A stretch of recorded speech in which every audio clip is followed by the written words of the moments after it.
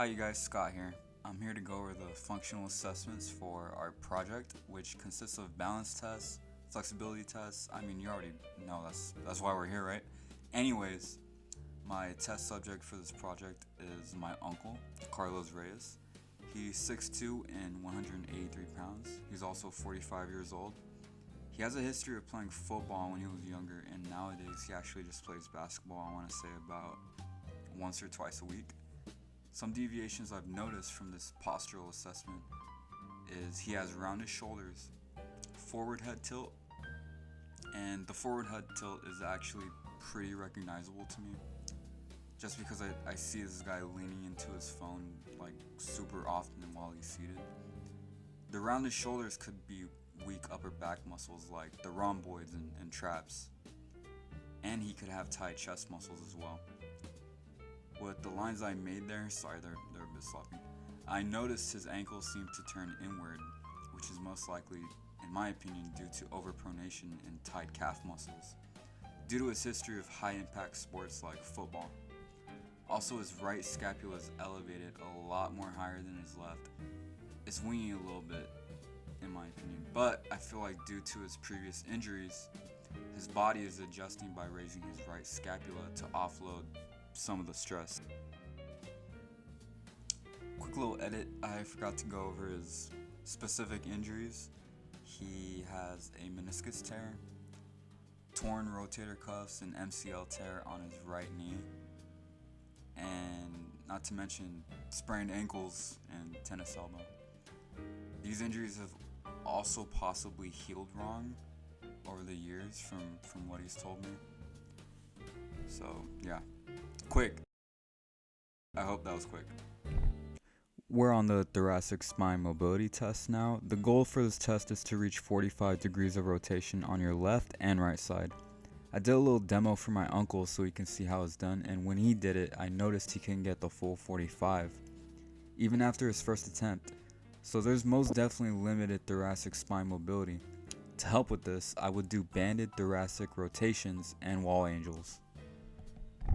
Squat pattern test time. Everyone likes squats, right? Right? Am I right? Anyways, in this test, we're trying to identify if there's any movement limitation or compensation during the squat, such as driving of the knees, etc. With my uncle, I noticed that he isn't quite squatting down far enough. This could be due to his knee injuries and his heels are actually lifting up. They're not in full contact with the floor through the movement. Also, his right foot is turned more outward than his left. This could just be due to bad stance. I would recommend banded For the exercises passive and foam straight leg rolling. mobility test, the goal is to reach at least 80 degrees of movement with both legs as they're raised. With my uncle, I noticed his left leg couldn't quite reach closer to 80 degrees like his right leg could. Also, my back's like covering the entire video almost. I apologize for that. Anyways, he's mentioned to me that he has a left leg injury. It's near his meniscus or on the meniscus, I believe, which limits his left leg a lot. This could also attribute to joint stiffness as well. What I would do to help him is do gentle range of motion exercises that don't put too much strain on his meniscus, as well as modify the test when he's ready. I would also consider doing stretching and mobility exercises such as a seated hamstring stretch and a supine hamstring stretch. For the trunk extensor endurance test, the goal is to see how long you can stay in an extended position for, as well as assessing form and finding any deviations. My uncle lasted about 28 seconds, but honestly pretty decent in my opinion for someone with his injury history. I noticed at the end he started making a face and was feeling some strain.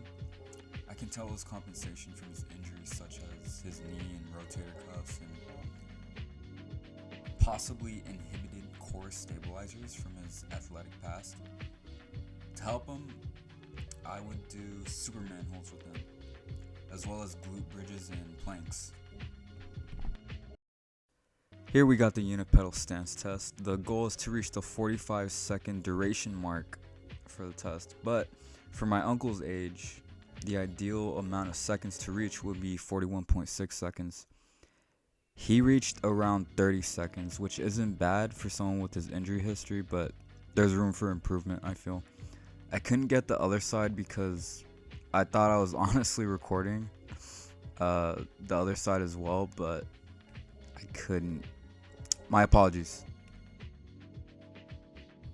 During the trunk lateral endurance test, I asked my uncle if he wanted to do the assisted version, which consists of a hook lying position, but he told me no. And during this assessment, I noticed that about 5 seconds in, my uncle was making faces again. Most likely, again, due to his shoulder injuries, and it almost looks like he had his left arm lower to the ground, possibly due to that as well. Also, side note, you guys, I wanted to get the right side and I recorded it, but for some reason this software wasn't working. My apologies. For the shoulder push stabilization test, I had my uncle perform push-ups. I asked again if he wants to do the assisted version, and I got told no. Yeah, this guy's a little stubborn, but it runs in my family. I know where I get it. Anyways, I noticed his form looks a bit hyperextended, especially his glute area. Looks a little elevated. And when I stood over him, I did notice scapular winging on his right scapula. However, not too much. What areas I would target to help him would be his glute medius, obliques, as well as his core muscles, specifically with band work. I don't think weights would help as much as bands in this scenario. Next, we got McGill's torso muscular endurance test. Try saying that one really fast. Anyways, this test targets the trunk extensors, flexors, and I think my uncle did really good on this one. He lasted about, I want to say, more than 60 seconds. Although during the test, I did notice him moving, but I'm pretty sure it was just him readjusting. I wanted to have him lean a bit back more, but I think he did just fine. I didn't notice any shaking or arching from him. However, he was holding onto his legs, albeit not with a lot of force. His posture seemed fine for this test. Also, mini cameo from my grandma in the background. She looks kind of pissed. I don't know if she was in this moment, but let's hope not. Anyways, next time I'll test him with his arms crossed. If I were to give this test to someone who'd have a hard time, I would do 20-second intervals consisting of 3 sets.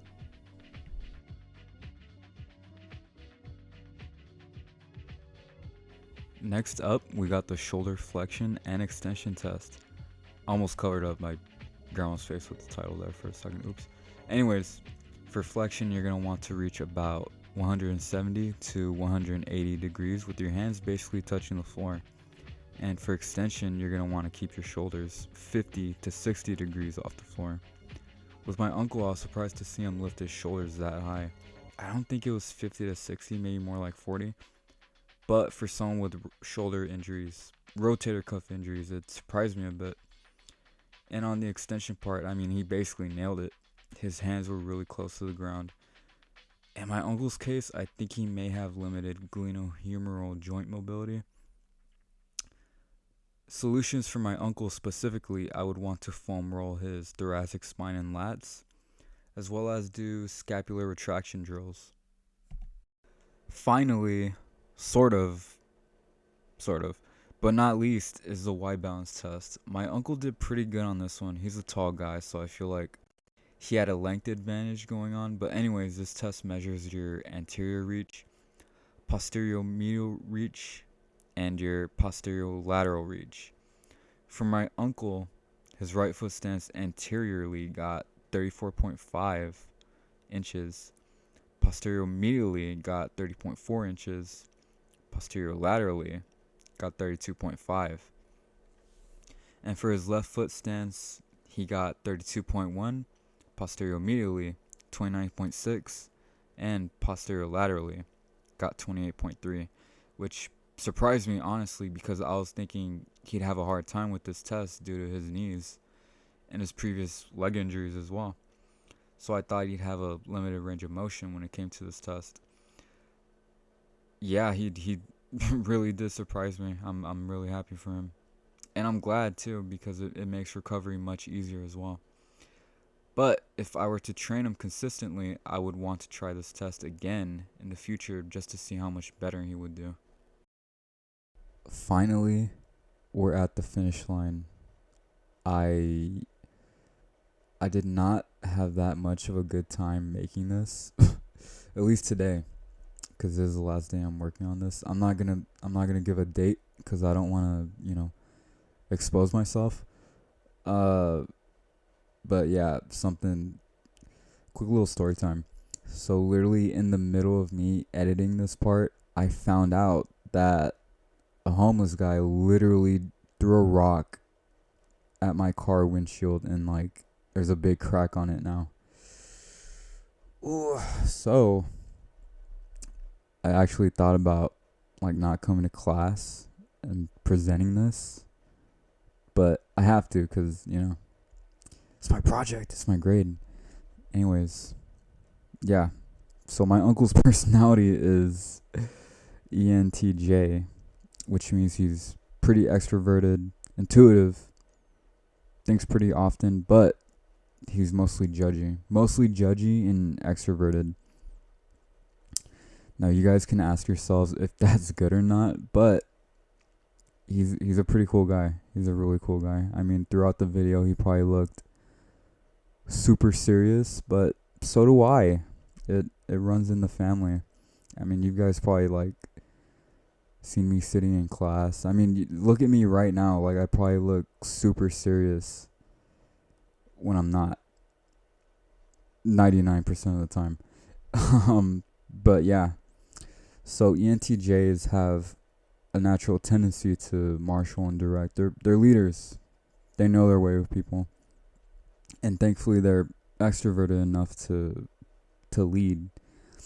And there's a lot of career choices for that. I mean, you could be like, I don't know if you could be a CEO, but something close to that probably. Wait. I think I forgot to talk about how my personality style would kind of clash with his in a learning setting, like a professional setting, in a professional setting. Um, so I can't remember if I talked about mine earlier or not. Honestly, it's too late to edit anything out. It is what it is. But I think my personality type would clash with his a bit because mine is more relaxed, uh, maybe a bit too relaxed. I'm extroverted as well, which is a good thing, but I remember my personality type did have that introverted aspect to it. So I feel like if I were to like professionally teach him, I feel like I'd need to be a bit more serious, not be more vocal, but definitely be more professional, quote unquote professional. Anyways, I hope you guys have a good summer. Thank you for tolerating this presentation, and yeah, have a really good summer. Thank you. Geeked up, playing Xbox all day. They don't go to school, they don't have a job, but they pay. They stay fresh, got the latest per J. Riding in the Charger, wanging bass, tripping man. I gotta get some weed morning just to medicate. Codeine for lunch.